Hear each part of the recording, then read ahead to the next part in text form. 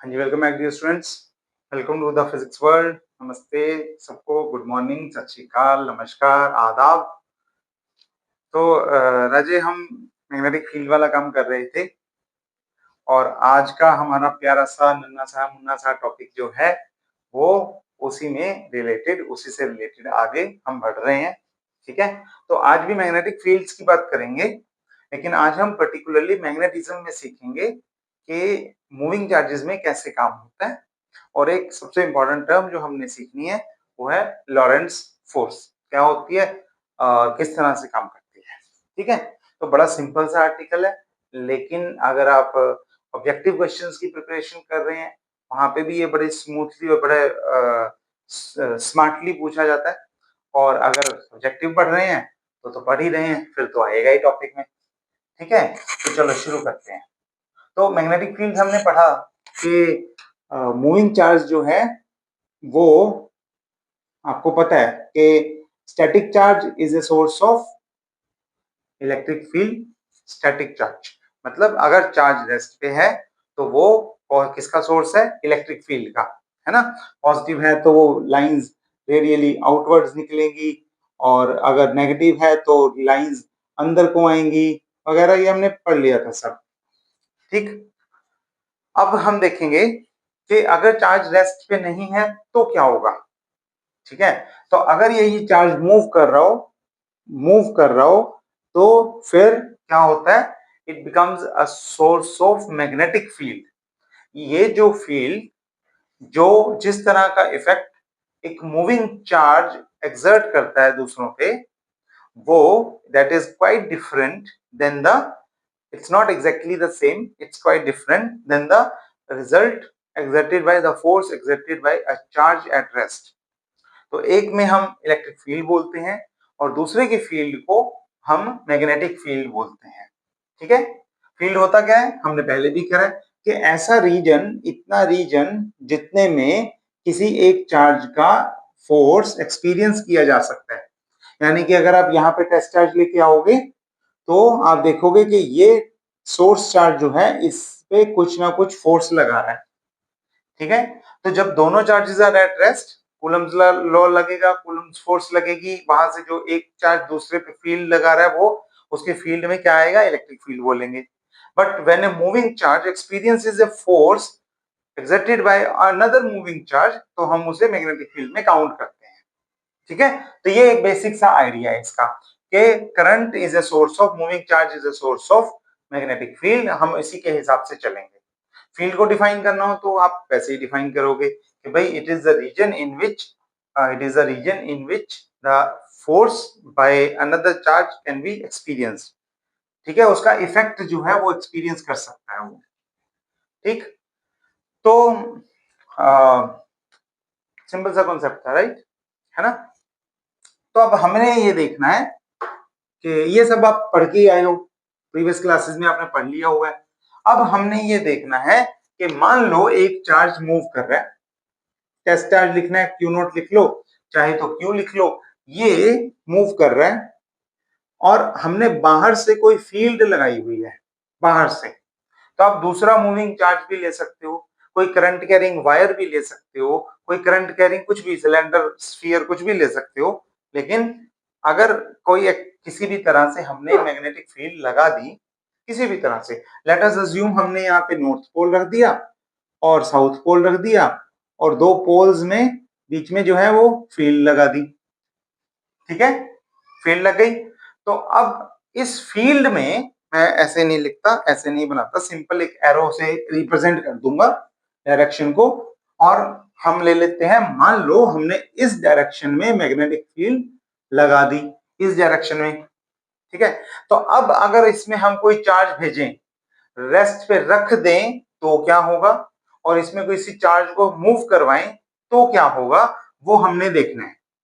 ठीक, तो उसमें हम निकालते हैं फोर्स कितना लगेगा उस पे, और ये कैलकुलेटेड है, ये फॉर्मूला है कि एक अगर क्यू नॉट वैल्यू का चार्ज जो कि v वेलोसिटी से मूव कर रहा है, अगर b वैल्यू की मैग्नेटिक फील्ड में क्रॉस करेगा, मैग्नेटिक फील्ड स्ट्रेंथ में, तो उस पे कितना फोर्स लगेगा, it will be q naught v cross b, q naught v cross b, ये फोर्स लगेगा उसमें, ठीक है। So this is the formula for, let's say m लिख देता हूं, magnetic force on this charge q naught v cross b. It's a vector quantity definitely because it's product of two vectors, cross product of two vectors, ठीक है। तो अगर आप formula लगाओ तो क्यू वी बी क्या होगा, ये V cross B sine theta, तो Q V B sine theta formula आ जाएगा, ठीक है, हो गया। अच्छा, इसमें जो केसेस हैं कब कब फोर्स लगती है, कैसी फोर्स लगती है उसको देख लेते हैं। इसमें मैंने डायरेक्शन नहीं लिखी, direction should be a unit vector perpendicular to both these two vectors, right? V के भी perpendicular और B के भी perpendicular, or you can say it is perpendicular to the plane containing those two vectors. Cross product में result कैसे निकलता है, resultant direction कैसे निकलती है वो भी आपको पता है, राइट हैंड स्क्रू रूल से लगाते थे ना, किया हुआ है। अच्छा, इस पे दूसरा तरीका क्या है डायरेक्शन निकालने का, फ्लेमिंग लेफ्ट हैंड रूल लगा दो, Fleming left hand rule. Left hand rule क्या बोलता है, अपना लेफ्ट हैंड लो और इंडेक्स फिंगर, मिडल फिंगर और थंब को परपेंडिकुलर टू ईच अदर इस तरह से बना लो, ठीक है, बना लिया। अब क्या करो सॉरी, अब क्या करो, जिस डायरेक्शन में आपने चार्ज को मूव करवाया है, वेलोसिटी v की जो डायरेक्शन है, v की डायरेक्शन एक वेक्टर, उसको थंब से लिख लो।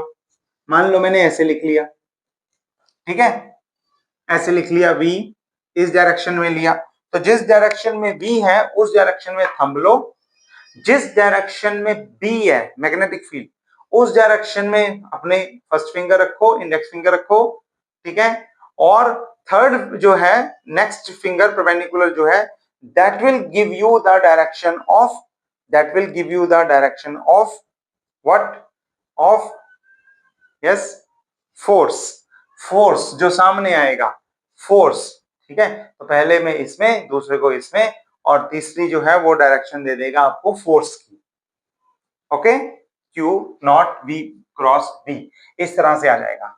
अच्छा, इसमें एक बड़ी इंटरेस्टिंग चीज है, एक बड़ी इंटरेस्टिंग चीज है इसमें, आप क्या देख सकते हो, अगर हम थीटा को 90 डिग्री ले लें, इस तरह से 90 डिग्री ले लें, तो देखो क्या होगा,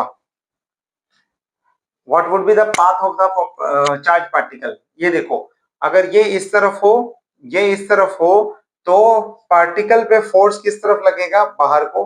ये मैंने एक्स एक्सिस ले लिया, ये वाई एक्सिस ले लिया, इस पे पार्टिकल पे फोर्स लगेगा जेड एक्सिस में, ठीक है। अब जेड एक्सिस में फोर्स लगेगा तो पार्टिकल इधर थोड़ी जाएगा, इधर जाना शुरू कर देगा, ऊपर की जगह उसकी डायरेक्शन स्विच हो जाएगी और वो जेड एक्सिस में जाना जाना शुरू कर देगा, ठीक। जब जेड एक्सिस में जाना शुरू करेगा तो वेलोसिटी वेक्टर की डायरेक्शन बदल गई, और जैसे जैसे वेलोसिटी वेक्टर की डायरेक्शन बदली, अब फोर्स की भी डायरेक्शन बदलेगी और वो डाउनवर्ड हो जाएगा। अब ये नीचे जाना शुरू करेगा क्योंकि फोर्स नीचे लग रहा था, मैग्नेटिक फील्ड देखो हम वहीं रख रहे हैं, मैग्नेटिक फील्ड वहीं रख रहे हैं। अब ये नीचे जाना शुरू करेगा तो फोर्स पीछे लगना शुरू हो जाएगा, फिर ये पीछे जाना शुरू करेगा तो फोर्स ऊपर लगना शुरू हो जाएगा, ऊपर जाना शुरू करेगा तो फोर्स आगे लगना शुरू हो जाएगा, और इस तरह से ये पार्टिकल जो है वो गोल गोल गोल गोल घूमता रहेगा उसी रीजन में, वहीं पे घूमता रहेगा। क्यों, क्योंकि जिस डायरेक्शन में वो जाता है उसके बिल्कुल परपेंडिकुलर डायरेक्शन में हर बार एक फोर्स लग जाती है। तो ये पाथ जो है वो सर्कुलर टाइप ऑफ पाथ जो है फॉलो करता है चार्ज पार्टिकल, अगर इस तरह से वो मैग्नेटिक फील्ड में एक्ट कर रहा है, रखा हुआ है, ठीक है। बाकी के फैक्टर बड़े आसान है, बाकी के फैक्टर है, अगर आपने 0 डिग्री पे चार्ज को फेंका या 180 डिग्री चार्ज पे को फेंका, यानी कि इसी डायरेक्शन में मैग्नेटिक फील्ड और इसी डायरेक्शन में चार्ज पार्टिकल को थ्रो कर दिया आपने, या इसके ऑपोजिट डायरेक्शन में चार्ज पार्टिकल को थ्रो कर दिया, तो क्या होगा बताओ, देख लो अच्छे से देख लो, क्या होगा बताओ।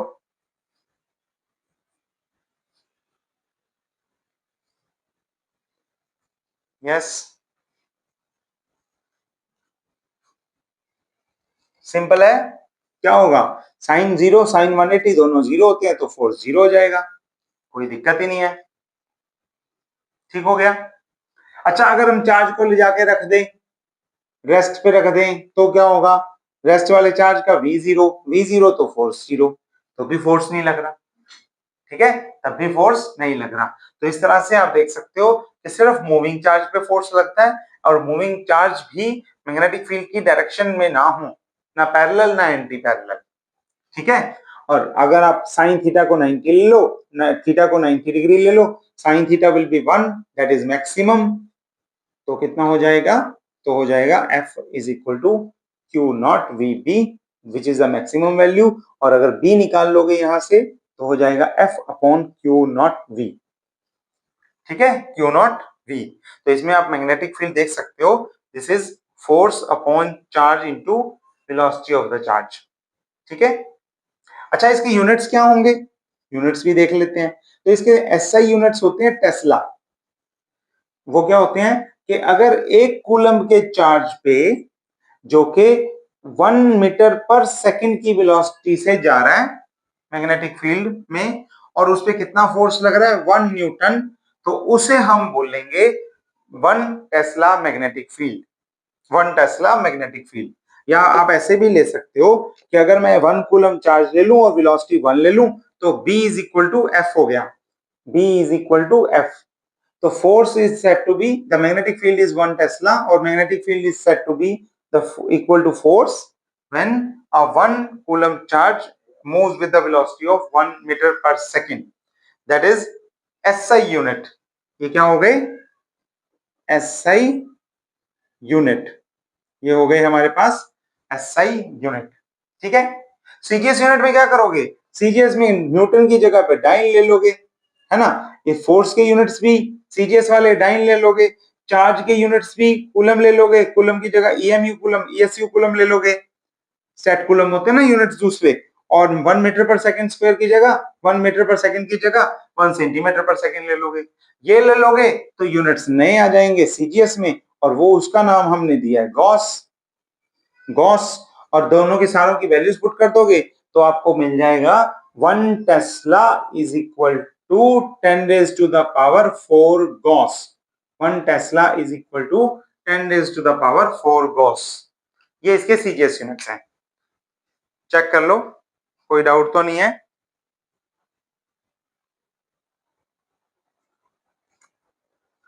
ठीक है, सब चल जाएगा, काम ठीक हो रहा है, ओके। तो हमने मैग्नेटिक फील्ड के यूनिट्स पढ़ लिए, मैग्नेटिक फील्ड की डायरेक्शन देख ली, मैग्नेटिक फील्ड में अगर कोई चार्ज पार्टिकल मूव करता है तो उसे भी देख लिया, यहां तक हो गया, है ना।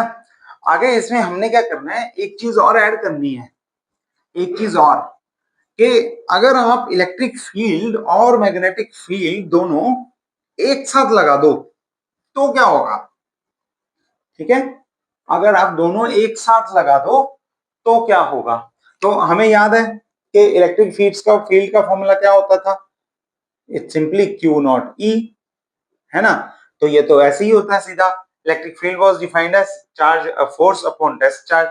तो यहाँ पे अगर हम टोटल फोर्स देखें, दैट विल बी, जो चार्ज पे लग रही होगी वो होगी इलेक्ट्रिक प्लस मैग्नेटिक। मैं पहले इलेक्ट्रिक लिख देता हूं, फिर मैग्नेटिक लिखूंगा, इलेक्ट्रिक प्लस मैग्नेटिक। तो ये हो गया क्यू नॉट ई प्लस, ये हो जाएगा V cross B, V cross B, ठीक है, सिंपल है, Q not E plus Q not V cross B, ये वाला फॉर्मूला लगाना है, वो वाला अभी नहीं लिखना उस फॉर्म में। तो ये जो फोर्स निकली ना, ये टोटल फोर्स जो निकली, इसे हम बोलते हैं लॉरेंट्ज फोर्स, लॉरेंट्ज फोर्स। और इस इक्वेशन को हम नाम देते हैं, क्या कहते हैं, हम इस इक्वेशन को बोलते हैं लॉरेंट्ज फोर्स इक्वेशन, लॉरेंट्ज फोर्स इक्वेशन, ठीक है। सिंपल है, बिल्कुल सिंपल है, दोनों का इफेक्ट आपने काउंट करना है, और दोनों के इफेक्ट के हिसाब से आपने अपना आंसर निकाल लेना है, ठीक हो गया। चलो, तो इस पे क्वेश्चंस करके देखते हैं या न्यूमेरिकल्स करके देखते हैं। न्यूमेरिकल तो बड़े आसान है, देखो मान लो मैंने फील्ड दे दी, कोई भी यूनिट्स लगा लेंगे हम, सही। मान लो मैंने field the I plus J plus के प्लस 2K, ये इलेक्ट्रिक फील्ड है। ऐसे ही मैंने मैग्नेटिक फील्ड दे दी, मान लो दे दी 3i माइनस जे माइनस के ले दिया, माइनस के, ये हो गया इंटू 10 टू द पावर, कुछ और भी कर सकते हैं, 10 टू द पावर 3 ले लिया, यहाँ पे 10 टू द पावर 2 ले लिया, कुछ इस तरह का कुछ भी फील्ड मैंने दे दिया, इलेक्ट्रिक फील्ड भी मैग्नेटिक फील्ड भी, यूनिट्स भी लगा दिए साथ में। टेस्ट चार्ज की वैल्यू दे दी मान लो मैंने 1 माइक्रोकूलम, ठीक है, और वी दे दिया मैंने आपको, वी मैंने आपको दे दिया, क्या लें, let's say 2i cap plus 3j cap, ये दे दिया वी वेक्टर। आप क्या करोगे, आपको पूछ लिया फोर्स बताओ जी, अगर इस वैल्यू का चार्ज पार्टिकल इस वेलोसिटी से इस मैग्नेटिक और इलेक्ट्रिक फील्ड में एंटर कर जाएगा तो कितना फोर्स लगेगा उस पे, आप क्या करोगे, you will multiply this q naught with this E and this v cross b, you will take this v cross b, दोनों को ऐड करोगे आंसर आ जाएगा। स्ट्रेट फॉरवर्ड है, बिल्कुल स्ट्रेट फॉरवर्ड है। आपको v क्रॉस b निकालना आता है, v क्रॉस b निकालना आता है ना, आई कैप जे कैप के कैप जो भी जैसे भी निकालते हो, यहाँ वैल्यूज लिख के ये आता है, यहां से एक वेक्टर आएगा, उसमें ई प्लस करोगे, टोटल को क्यू नॉट से मल्टीप्लाई करोगे, that's it, end of the story. Simple है, इस तरह से पूछे भी नहीं जाते वैसे। चलो थोड़े अच्छे ढंग से पूछते हैं क्वेश्चंस, ठीक है, ये तो अगर आ गया तो सिंपल न्यूमेरिकल है, पर अगर अच्छे ढंग से आप सोचोगे तो हम थोड़ा सा प्रॉब्लम को चेंज करते हैं।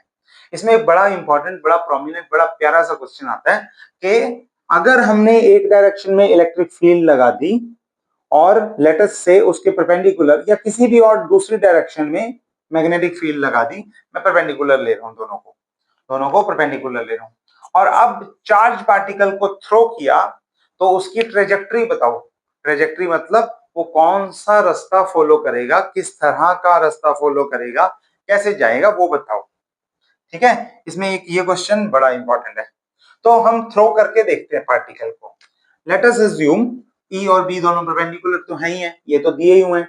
लेट अस अज्यूम कि वी हमने दोनों के परपेंडिकुलर फेंक दिया, वी जो है वो, अगर ये एक्स और वाई एक्सिस हैं, ये एक्स और वाई एक्सिस हैं, तो हमने वी दोनों के परपेंडिकुलर फेंका, मतलब चार्ज को दोनों के परपेंडिकुलर फेंका, तो क्या होगा, तो देखो क्या होगा कि जब बी में आप देखोगे, बी क्या करेगा, बी उसे घुमाएगा चारों तरफ, है ना, चारों तरफ घुमाएगा बी, क्यों, क्योंकि फ्लेमिंग रूल से हमने किया है कि वो बी के चारों तरफ, अगर यहाँ पे बी है और यहाँ पे फोर्स लग रहा है, यहाँ पे चार्ज पार्टिकल है, तो वो उसे आगे घुमाएगा, आगे से वो पीछे घुमाएगा, पीछे से वो लेफ्ट घुमाएगा, लेफ्ट से वो राइट घुमाएगा, मैग्नेटिक फील्ड के परपेंडिकुलर वो घूमता रहेगा चार्ज पार्टिकल, ठीक है। तो अगर ये वाई एक्सिस है तो चार्ज पार्टिकल एक्स जेड में प्लेन में घूमता रहेगा, राइट, ओके। अच्छा, ई क्या करता है, ई उसे सीधा लेके जाता है, बिल्कुल जिस डायरेक्शन में ई है, जिस डायरेक्शन में ई है उसी डायरेक्शन में लेके जाता है, राइट, डिपेंडिंग अपॉन चार्ज कैसा है, ई होता है हमेशा फ्रॉम पॉजिटिव टू नेगेटिव, तो अगर हमने कोई चार्ज पार्टिकल, पॉजिटिव वाला चार्ज पार्टिकल फेंका तो ये रिपेल करेगा, ये अट्रैक्ट करेगा और ये इसे इसी लाइन में लेके जाएगा, ठीक है, ये किसे इसे क्या करेगा, सिर्फ एक्स एक्सिस में लेके जाएगा।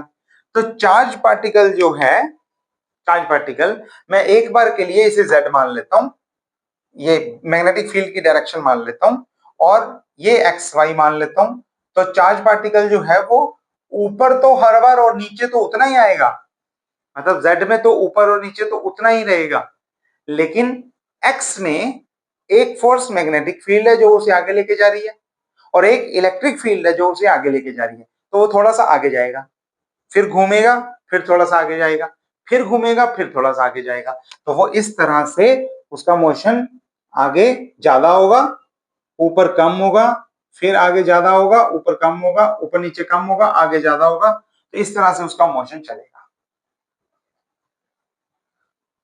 देख लो समझ में आ रहा है कि नहीं, बड़ा प्यारा सा मोशन है, बड़ा सिंपल सा मोशन है, आप ऐसे ऐसे उसे घुमाओगे और देखोगे कि यहाँ से, हाँ यहाँ से वो चला, इधर जाना था, ठीक है, और जब उसे आगे जाना होगा तो, आगे जाना होगा तो इलेक्ट्रिक फील्ड वाला कंपोनेंट भी आ जाएगा, और थोड़ा और ज्यादा आगे जाएगा, इतना पीछे नहीं आएगा जितना आगे जाएगा। और लेकिन ऊपर नीचे के कंपोनेंट को कोई चेंज नहीं करने वाला, तो ऊपर नीचे का कंपोनेंट उतना ही रहेगा। सिंपल है, देखो। अच्छा, इसमें दूसरा पॉइंट देखो, मान लो हमने फील्ड को, चार्ज पार्टिकल को इसकी डायरेक्शन में फेंक दिया, इसके पैरेलल, तो क्या होगा? अब अगर मैग्नेटिक फील्ड के पैरेलल फेंका है तो मैग्नेटिक फोर्स तो काम करेगी नहीं, एक बार के लिए मैग्नेटिक फोर्स नहीं काम करेगी, लेकिन इलेक्ट्रिक फोर्स काम करेगी। इलेक्ट्रिक फोर्स काम करेगी तो इलेक्ट्रिक फोर्स इसे आगे लेके जाएगी, और जैसे ही मैग्नेटिक फोर्स इसे इलेक्ट्रिक फोर्स आगे लेके जाएगी, ये हो जाएगा मैग्नेटिक फील्ड के परपेंडिकुलर। और जैसे ही ये परपेंडिकुलर होगा, फिर से वही बात कि ये गोल गोल घुमाना शुरू कर देगा। समझ गए? पहले हमने दोनों के परपेंडिकुलर लिया था, अब हमने क्या किया, V पैरेलल टू B ले लिया और परपेंडिकुलर टू E ले लिया।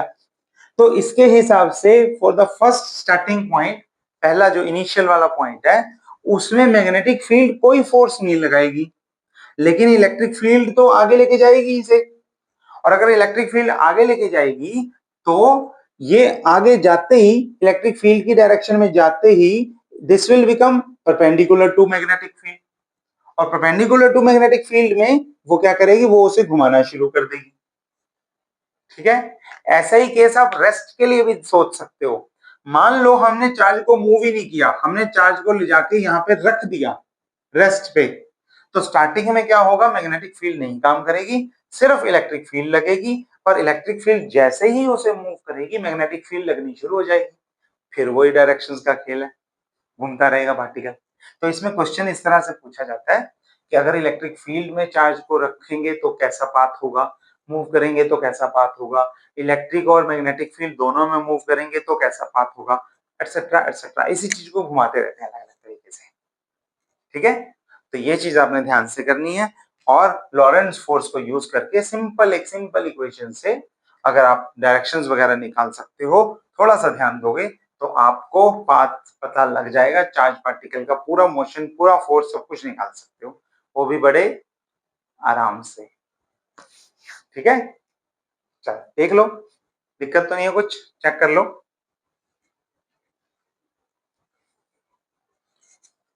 दिक्कत है तो बताओ, नहीं तो ठीक है।